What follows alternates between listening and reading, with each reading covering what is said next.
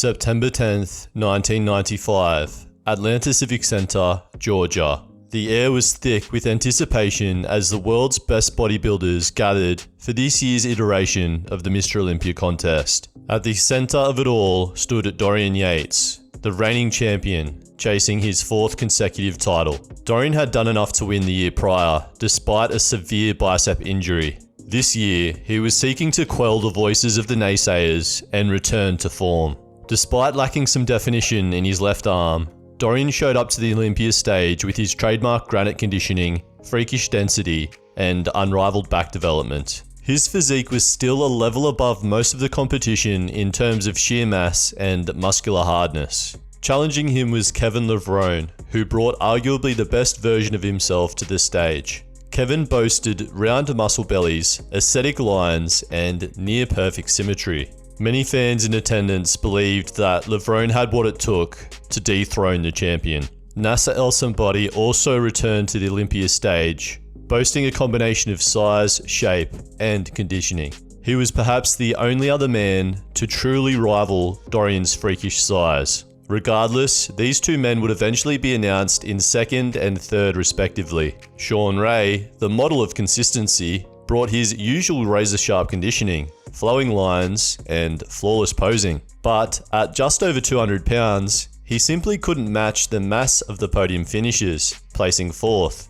In the end, the judges announced the reigning champion as the Sandow recipient. And the winner, for the fourth year in a row, receiving the largest check in bodybuilding history to date, $110,000. Dorian Yates retained his title, marking 4 wins in a row and sending a clear message. Size and conditioning will continue to reign supreme in the IFBB. September 21st, 1996. The world of bodybuilding and the fans in attendance once again turned their attention to the bodybuilders under the lights of the Airy Crown Theater in Chicago. This wasn't just another show, it was a critical moment in the legacy of Dorian Yates. Coming off the back of 4 consecutive MrOlympia victories, Yates arrived aiming for his 5th Sandow trophy. Dorian had built a reputation for having a dense, massive, and grainy physique. Meanwhile, the competition was fiercer than ever.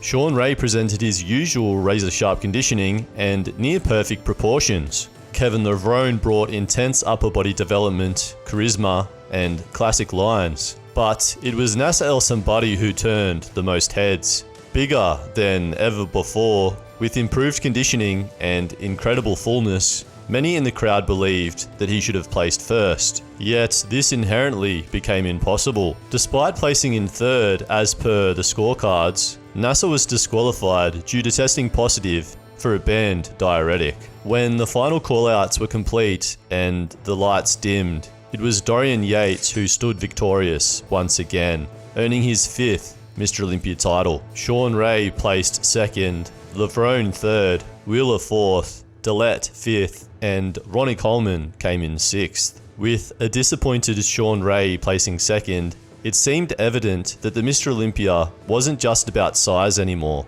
The conversation around aesthetics, balance, and conditioning had begun. Still, for now, the shadow remained in power. Injured or not injured, Dorian Yates always proved to be the man to beat.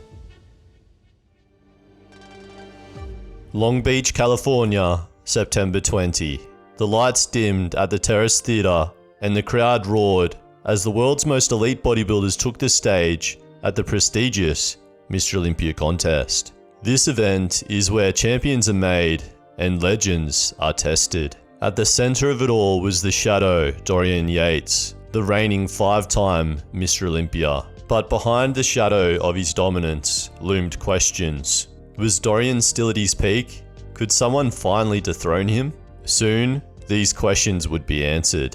Yates had built his legacy on mass, density, and conditioning. But this year, something was different. Whispers filled the air. Yates had suffered a torn left tricep in the lead up to the contest. Though he managed to maintain most of his legendary conditioning, the injury caused visible asymmetry in his left arm and shoulder, which had atrophied and looked blurry. On stage, this didn't go unnoticed, and his challengers were circling like sharks. Always a spectacle, the massive NASA Elson body brought size and fullness. Many in the crowd, and several experts, felt that he had done enough to take the title. Despite his commanding stage presence, which allowed him to win the prejudging round, this wasn't quite enough. When it was time for the announcements, the judges ultimately sided with Yates, giving him his 6th and final Mr. Olympia title.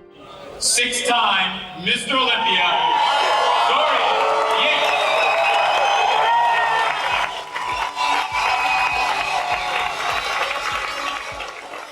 While NASA was announced as the runner-up. NASA Elson.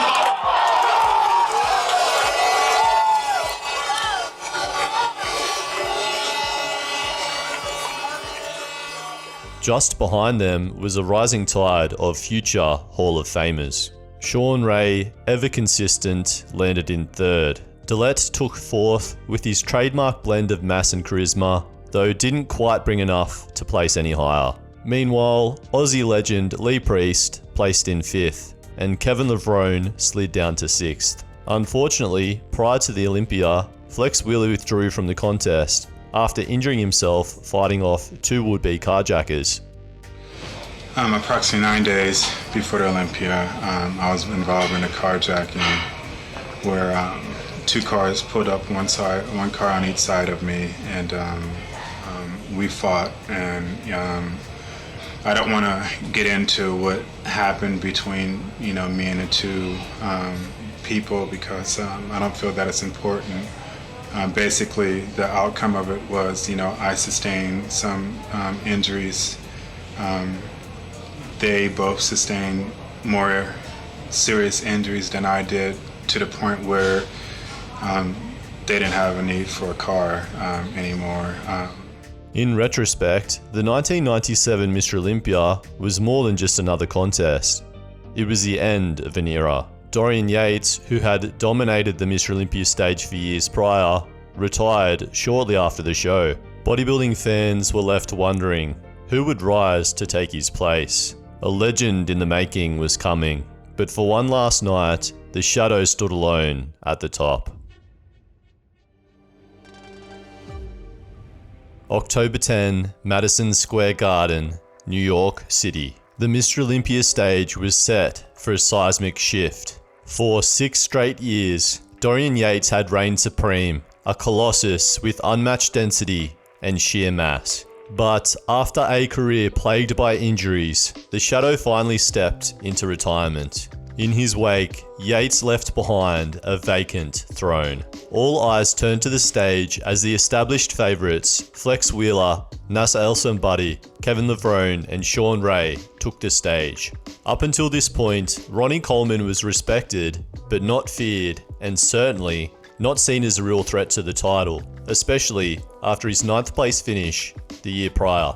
FlexWheeler, with his flowing lines and symmetry, was more determined than ever to claim the title. Wheeler had come in lean and polished, brimming with confidence, and many believed it was finally his time. Next in contention was Shawn Ray, the veteran with the razor-sharp conditioning and classic proportions. Lastly, NASA Elson Body was simply massive. KevinLevrone, with his granite-like physique and powerful stage presence, was coming off the back of numerous pro victories. Momentum was definitely on his side. Perplexed by why and how Kevin was securing all of these pro victories, Ronnie Coleman saw only opportunity. Very shortly before the Olympia, he decided to approach Kevin and ask him for some advice, the results of which were shocking, to say the least. I said, won't you just have a seat, man, threw a shot of his vodka with him. So he goes over to his coffee maker,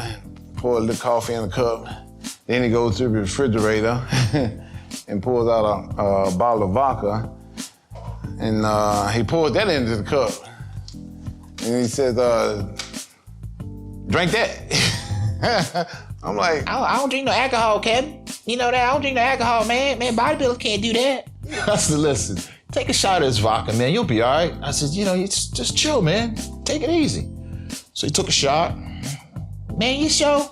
I said, yeah, I'm sure. So he drank it. And, man, this stuff don't taste right, man. I ain't used to this in my body. But if you say do it, I'm going to do it. I said, all right, go ahead and drink that. All right, so he drank it. We sat down and talked. I gave him another shot. Gave him another shot, right? So about the fifth shot, he's like, man, this stuff pretty good. You got it. Let me have another shot of that. But when Ronnie Coleman stepped on stage, the audience were stunned. This was not the same bodybuilder they had seen in years past. Ronnie had transformed.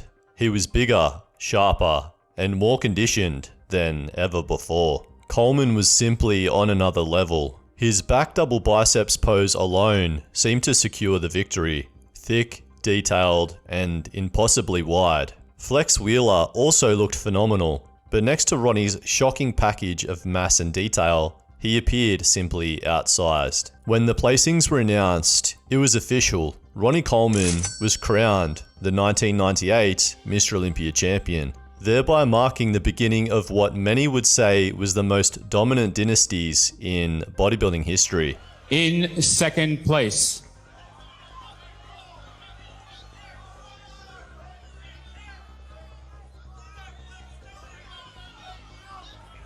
FlexWheeler.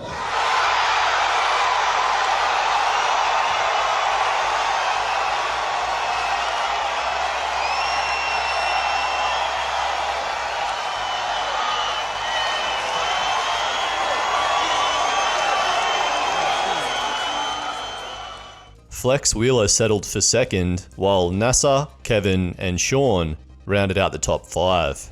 As Ronnie claimed his first victory, it was clear that a legend was born, and bodybuilding would never be the same again.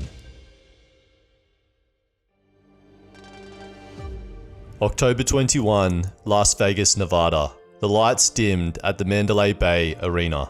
The bodybuilding world once again turned its gaze in anticipation for the ultimate showdown, the MrOlympia contest. At center stage stood Ronnie Coleman, the reigning champion, a man who had shocked the world with his win in 1998. Many had doubted him then, calling it a fluke.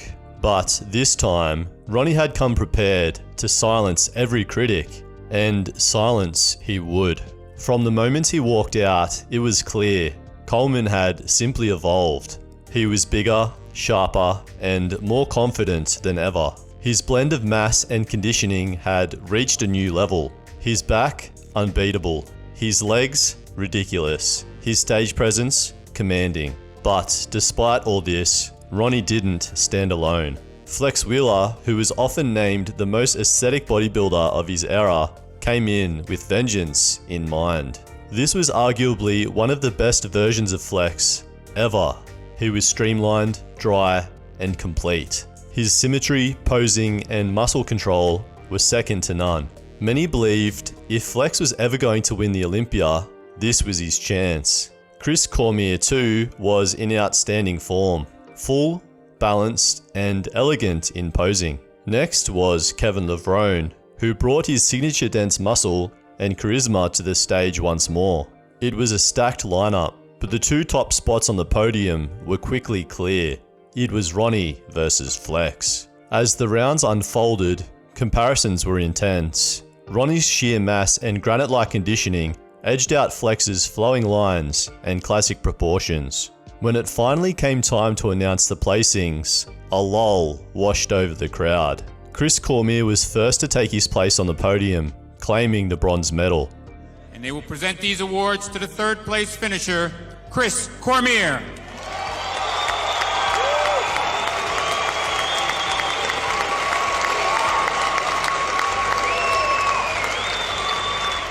FlexWheeler, despite a strong showing, had to settle for second once again. Second place will receive a check of $50,000. Certificate, the Silver Sandow Medal, and the Silver MrOlympia Medal. Being presented by Dr. Scott Connolly of Metrics and Peter McGough of Flex Magazine. The check, the certificates, the 2 silver medals will be presented to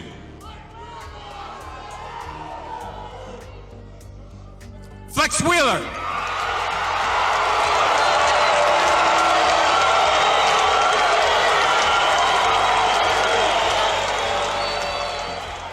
Yet, many fans believe that he was one of the greatest to never win Mr. Olympia. In the end, the judges recrowned Ronnie Coleman, who secured his second Mr. Olympia title and solidified his place as a true champion. The 1999 Mr. Olympia wasn't just a contest. It was the dawn of a new dynasty, and his rivals would have a mammoth task in toppling the king.